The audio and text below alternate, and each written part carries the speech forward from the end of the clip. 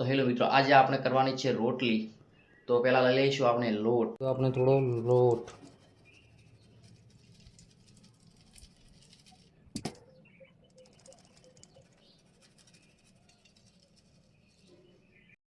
આપણે લોટ લઈ લીધો છે. આપણે 10 જણાનું જમવાનું બનાવવાનું છે, એટલે 10 જણા બરોબર લોટ લઈ લીધો છે. મીઠું એડ કરીશું સ્વાદ અનુસાર. મીઠું નાખ્યા બાદ આપણે આમાં થોડું પાણી મિશ્રણ કરીશું.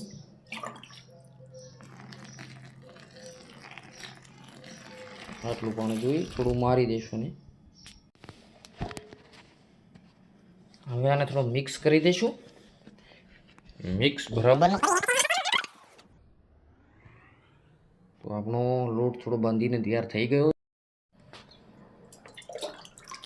તો મિત્રો આપણને લાગે કે લોટ થોડું વધારે ટાઈટ છે, તો એની અંદર થોડું પાણી હજી રેડી લઈશું. આપણને અનુભવ પ્રમાણે હા, એની અંદર પાણી આટલું રેડી હજી થોડું મોળી દઈશું.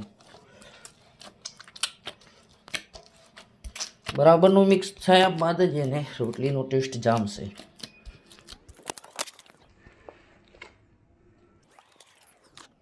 ફાઇનલી લોટ બંધાઈ ગયો છે ને હવે આપણે મેલીશું તવી, જેથી કરીને આપણે રોટલી બનાવી શકીએ. બાંધીને તૈયાર થઈ ગયો, પણ એમાં થોડું તેલ નાખવું પડશે ત્યાંથી સ્મૂથ રહે. તો આપણે તેલ લઈ લીધું અને 2 ટીપરી આપણે તેલ આમાં નાખીશું. ત્યાંથી આપણો લોટ સ્મૂથ રહે, કડક ના થાય અને રોટલી એકદમ સારી બને. એટલા માટે આપણે તેલ નામી દીધું છે. હવે એને થોડું હજી મિક્સ કરી દઈશું.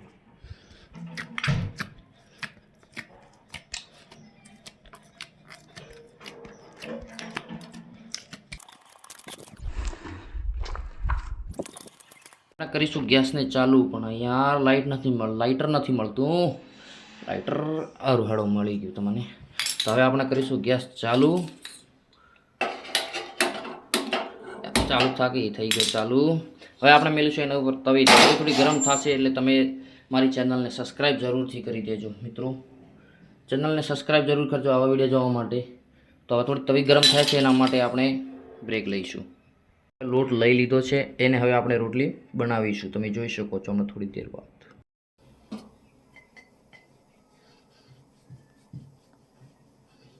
अपनी गोल रोटी है पतली रोटी है, खाने में भी बेस्ट रहेगी. कभी खाना है तो ज़रूर आ जाना, हमारे साथ कांटेक्ट करना.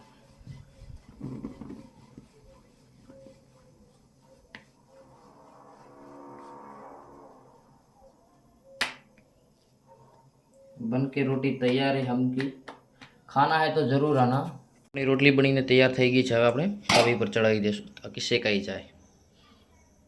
થોડી દેર બાદ આપણી રોટલી શેકાઈ પણ જશે. એટલી શેકાઈ ગઈ છે અને આપણે બીજી રોટલી ઘડવા માંડીએ છીએ. તો આપણે બીજી રોટલી પણ તૈયાર થવા માટે જ છે. દેશી ઘઉંની રોટલી ખાવાનો એક આનંદ અલગ છે.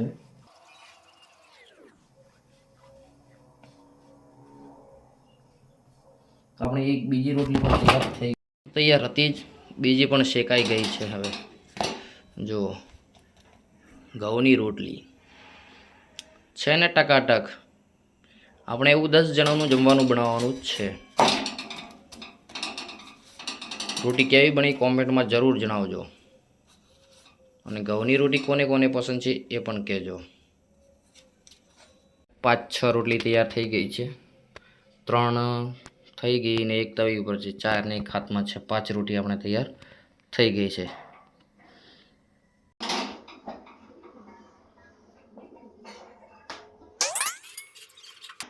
દસ રોટી બનાવી દીધી છે. હજી એક તવી ઉપર જ છે, જોઈ લો. ચાલુ જ છે, ધીમે ધીમે સ્લો મોશન.